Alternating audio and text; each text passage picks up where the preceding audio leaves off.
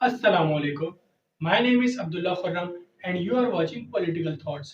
एक मुल्क की मईशत को किस तरह चलाया जाता है, महंगाई कम ज़्यादा क्यों होती रहती है, या इंटरेस्ट रेट को ऊपर नीचे करके हुकूमत को क्या मिलता है। दरअसल ये सब एक कैपिटलिस्ट इकोनॉमिक मॉडल में किसी भी मुल्क की इकोनॉमी को मैनेज करने के टूल्स हैं। इन टॉपिक्स की डिटेल में जाने से पहले आई विल रिकमेंड कि आप वीडियो एंड तक देखें ताकि इस टॉपिक से रिलेटेड आप कोई पॉइंट मिस ना करें। सबसे पहले हम इकोनॉमिक साइकिल को समझते हैं।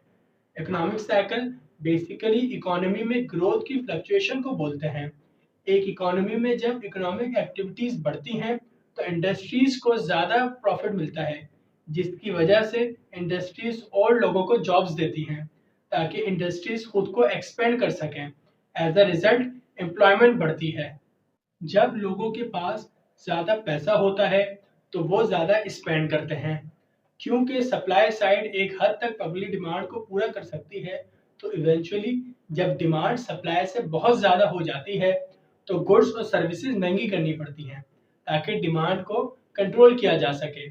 लो डिमांड मतलब गुड्स और सर्विसेज की कम production, as a result unemployment. इसी को रिसेशन बोलते हैं। एक अच्छी इकोनॉमी में ग्रोथ स्लो और लॉन्ग टर्म होनी चाहिए। अगर इकोनॉमी बहुत तेज ग्रो करेगी तो ये भी अच्छी बात नहीं, क्योंकि जितनी तेज इकोनॉमी एक्सपेंड करेगी उतना ही इकोनॉमिक रिसेशन का खतरा बढ़ता है, जैसा कि दुनिया ने 2008 के फाइनेंशियल क्राइसिस में देखा।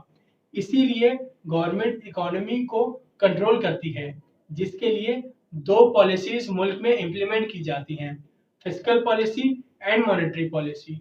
जॉन मेनार्ड केन्स, जो कि मॉडर्न डे मैक्रो इकोनॉमिक्स का फादर माना जाता है, एक इंग्लिश इकोनॉमिस्ट था जिसका मानना यह था कि इकोनॉमी में रिसेशंस कंज्यूमर स्पेंडिंग और एग्रीगेट डिमांड में बिजनेस इन्वेस्टमेंट कंपोनेंट्स की डेफिशिएंसी की वजह से आती है। इसका सिंपल मतलब ये है कि प्राइवेट सेक्टर पब्लिक की ओवरऑल मार्केट डिमांड को पूरा नहीं कर पाता, जिसकी वजह से ओवरऑल मार्केट डिमांड ज़्यादा और सप्लाई कम हो जाती है। इससे मार्केट में इंटर होती है इन्फ्लेशन, जो पब्लिक डिमांड कम करती है। As a result economic recession आना इनएविटेबल हो जाता है। 1930s के ग्रेट डिप्रेशन के बाद क्लासिकल इकोनॉमिक्स की ये अजम्पशंस भी गलत साबित हो गई कि इकोनॉमिक स्विंग्स वर सेल्फ करेक्टिंग, जिसके बाद केन्स के आइडिया को काफ़ी पजीराई मिली। उसका मानना था कि गवर्नमेंट अपनी स्पेंडिंग्स और टैक्स पॉलिसीज से बिजनेस साइकिल को स्टेबलाइज कर सकती हैं ताकि प्राइवेट सेक्टर के शॉर्टफॉल की वजह से इकोनॉमी में रिसेशंस ना आए। Now in simple words let's discuss कि फिस्कल पॉलिसी क्या है। एक स्टेट को चलाने के लिए पैसा चाहिए होता है। ये पैसा गवर्नमेंट आवाम पे डिफरेंट किस्म के टैक्सेस और फाइन्स लगा के जमा करती है। As the saying goes, fine is a tax for doing bad and tax is a fine for doing well.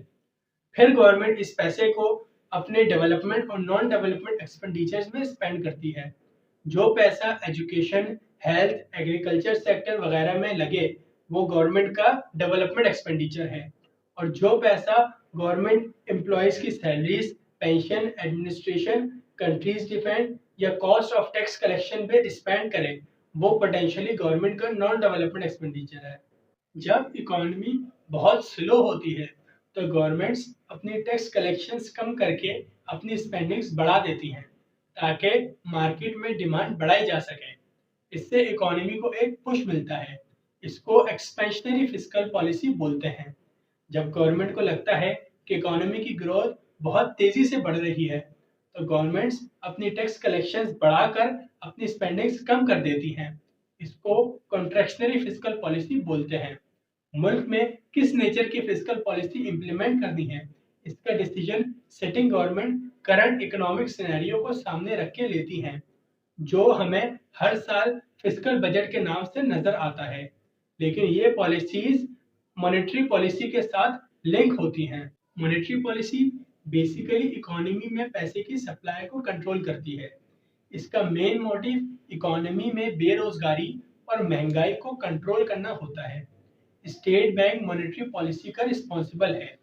जब इसे लगता है कि मार्केट में पैसे की सप्लाई बढ़ रही है तो state bank interest rate increase करके या ओपन मार्केट ऑपरेशंस है, जिसमें डिफरेंट बॉन्ड्स मार्केट से बाय या फर्दर सेल करके मार्केट में से पैसे को निकालता है ताकि इन्फ्लेशन को कंट्रोल किया जा सके।